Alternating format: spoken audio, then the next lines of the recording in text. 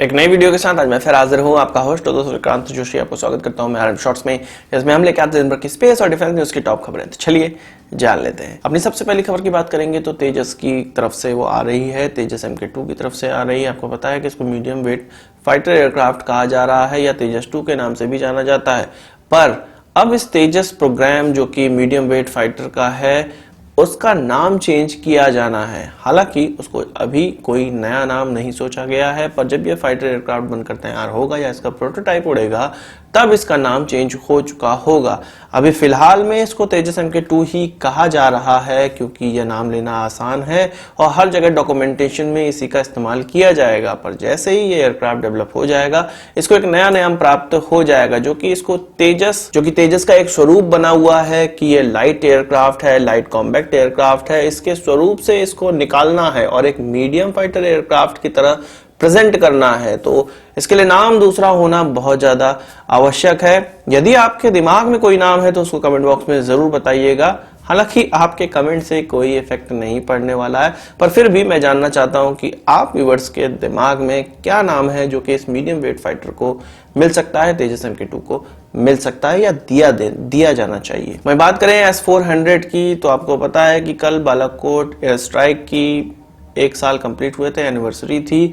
तो इस पर पत्रकारों ने हमारे एयरफोर्स के चीफ की कई प्रतिक्रिया लेने का प्रयास किया और कई अखबारों ने अलग अलग प्रतिक्रिया को छापा है, जिसमें कि महत्वपूर्ण प्रतिक्रियाओं को मैं यहाँ पर बताता हूँ। S-400 के मामले में उन्होंने कहा है, जब उनसे ये पूछा गया कि क्या S-400 की जो डिलीवरी है वो 2 साल डिले होने वाली है, क्योंकि हम अभी जानते हैं कि मीडिया में खबर निकल कर आई थी, कुछ 17 फरवरी को यह खबर निकल कर आई थी कि एक वक्तव्य जारी किया गया था, एक लिखित वक्तव्य जारी किया गया था रशिया की तरफ से कि इसकी डिलीवरी में, जो इसकी शुरुआती डिलीवरी है वो 2 साल प्रभावित हो जाएगी और इसकी अंतिम डिलीवरी भी 2 साल प्रभावित हो जाएगी। तो उनका यह कहना है कि इस प्रकार की कोई भी चीज नहीं होने वाली है। उन्होंने स्पेसिफिकली इस न्यूज को रिजेक्ट किया है और उनका कहना है कि रशिया इसकी जल्द डिलीवरी करने के लिए अपना पूरा शेड्यूल बना रहा है और अपने जो इस प्रोसेस को, इस मिसाइल डिफेंस सिस्टम को बनाने का प्रोसेस है, उसको ऑप्टिमाइज कर रहा है और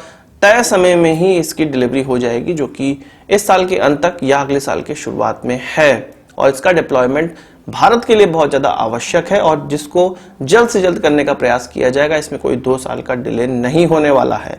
तो होप करते हैं कि यह उनकी बात सही हो और इस प्रकार की कोई भी डिले देखने को ना मिले, क्योंकि हम जानते हैं कि पाकिस्तान के साथ हमारे रिश्ते अभी सही नहीं है, जिसमें एयरफोर्स की हमें बहुत ज्यादा आवश्यकता होने वाली है, एयर डिफेंस सिस्टम की उतनी ही आवश्यकता हमें होने वाली है।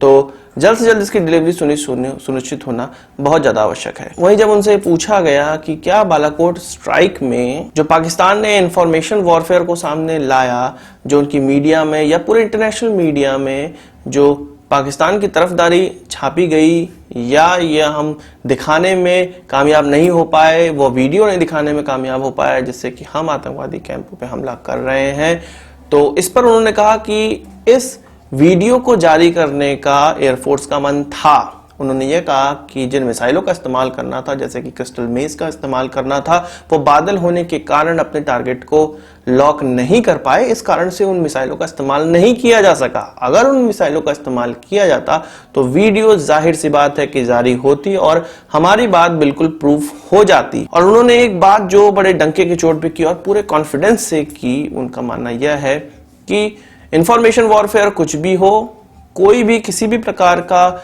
न्यूज किसी मीडिया में छापी गई हो, हमारी बुराई की गई हो, कुछ भी किया गया हो, पर जो हमने स्ट्राइक की वो हम जानते हैं और पाकिस्तान भी जानता है और उनको ये बहुत अच्छे तरीके से पता है कि उस दिन क्या हुआ था। यह हमारे एयरफोर्स की कॉन्फिडेंस को दर्शाता है। उनका मानना यह है कि भले ही वो वीडियो हम जारी नहीं कर सके और उनका यह भी सोचना था कि उनको नहीं पता था कि इतना ज्यादा इस पर डिमांड हो जाएगी, उस वीडियो की डिमांड हो जाएगी, तो जरूर से वो किसी ना किसी सैटेलाइट को वहां पर डिप्लॉय किए होते और उसकी पूरी वीडियो निकालते, पर ऐसा दुर्भाग्य से नहीं हो पाया। पर उन्होंने ये साफ साफ कहा कि पाकिस्तान को यह पता है कि किस प्रकार का हमला उस दिन हुआ था। इसके अलावा उन्होंने यह भी कहा कि हमारे पास उस समय की, उस जो बॉम्ब के द्वारा बिल्डिंग को पेनिट्रेट किया गया था और तबाही मचाई गई थी, उस समय की फोटो अभी भी है। पर जिस सोर्स से वो फोटो ली गई थी उस सोर्स का डिस्क्लोजमेंट नहीं किया जा सकता है इंटरनेशनल मीडिया में या पाकिस्तान के सामने। इस कारण से उस फोटो को जारी नहीं किया गया, पर यह फोटो हमारे पास है जिसमें कि साफ साफ यह दर्शाया जा रहा है कि उस बिल्डिंग को उस बम के द्वारा, जो स्पाइस 2000 बम था, उसके द्वारा पेनिट्रेट किया गया था और हमारा मिशन बिल्कुल ही सक्सेसफुल हुआ था। हम एनिवर्सरी मना रहे हैं बालाकोट स्ट्राइक की, पर हमें उन एयरफोर्स के जवानों और पायलटों को नहीं भूलना चाहिए जिन्होंने 27 फरवरी 2019 को अपनी जान गंवा दी थी, वो भी फ्रेंडली फायरिंग में। आपको पता है कि स्पाइडर मिसाइल डिफेंस सिस्टम की गलत फायरिंग की वजह से हमारा एक MI-17 हेलीकॉप्टर नष्ट हो गया था, जिसको यह समझा गया था कि वह पाकिस्तानी हेलीकॉप्टर या ड्रोन है। इस कारण से हमारे 6 एयरफोर्स के जवान शहीद हो गए थे, तो उनको भी याद करना यहाँ पर लाजमी होता है। वही बात करें पाकिस्तान के फॉरेन मिनिस्टर की शाह महमूद कुरैशी की, फिर से कश्मीर पर उनका बयान आया है। बालाकोट की एनिवर्सरी है तो बयान आना जरूरी था, लाजमी था कि कश्मीर पर बयान कुछ ना कुछ पाकिस्तान की तरफ से भी आएगा। जिस प्रकार से हम इस एनिवर्सरी को मना रहे हैं, हमारे एयर चीफ मार्शल ने MiG-21 विमान को उड़ाया, उसी प्रकार से पाकिस्तान अपनी झूठी पीठ थपथपाने में पीछे नहीं रहा है। उनके फॉरेन मिनिस्टर का यह कहना है कि यदि कश्मीर को लेके कोई जंग शुरू होती है, यानी कि हथियारों के द्वारा उसका कोई सलूशन निकालने का प्रयास किया जाता है, तो यह दोनों ही देशों के लिए सुसाइडल होगा, न्यूक्लियर वॉर छिड़ सकती है, जिससे कि दोनों ही देश नष्ट हो जाएंगे।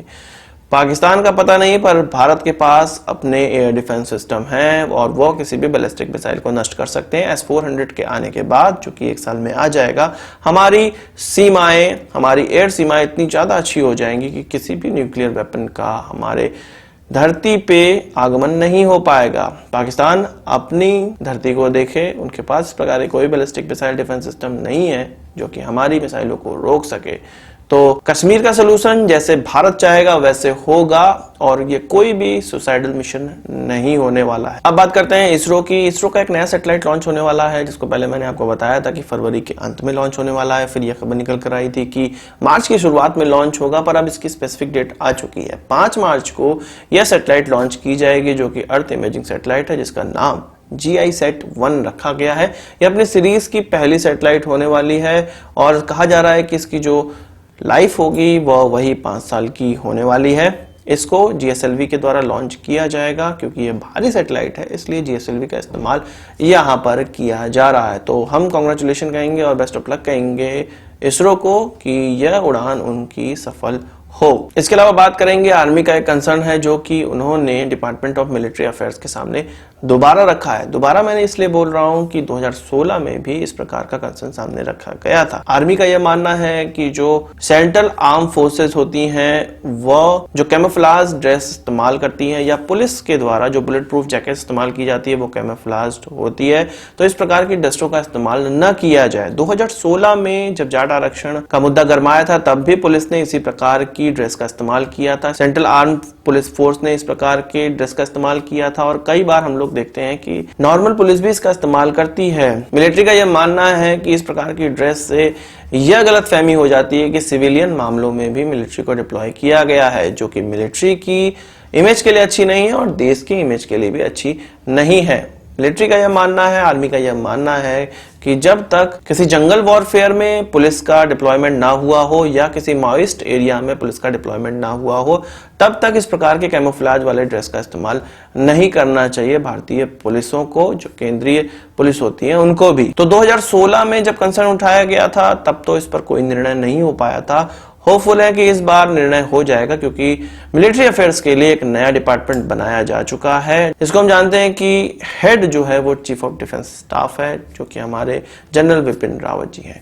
आज के इस वीडियो के लिए बस इतना ही। आशा करता हूँ कि वीडियो पसंद आया होगा। आपको एक बड़ा थम्स अप जरूर देंगे। इस वीडियो संबंधित कोई सवाल सुझाव कमेंट बॉक्स में जरूर लाइएगा और यदि आपने हमारा चैनल तो सब्सक्राइब नहीं किया उसे भी कर लीजिए, क्योंकि हम इस प्रकार की वीडियो लाते रहते हैं। नमस्कार, थैंक यू। आप सभी ने सुन लिया होगा यह न्यूज कि भारत और अमेरिका के बीच में 24 MH-60R, जिनको रोमियो हेलीकॉप्टर या सी हॉक हेलीकॉप्टर कहा जाता है, उसकी डील साइन हो चुकी है, जो कि $2.6 बिलियन की है। इसके अलावा आर्मी के लिए 6 अपाचे हेलीकॉप्टर की डील भी साइन हो गई है।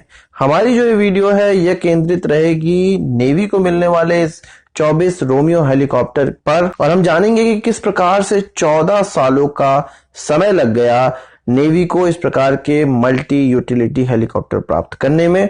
हालांकि ये मल्टी यूटिलिटी हेलीकॉप्टर तो है, पर यह स्पेशल हेलीकॉप्टर भी है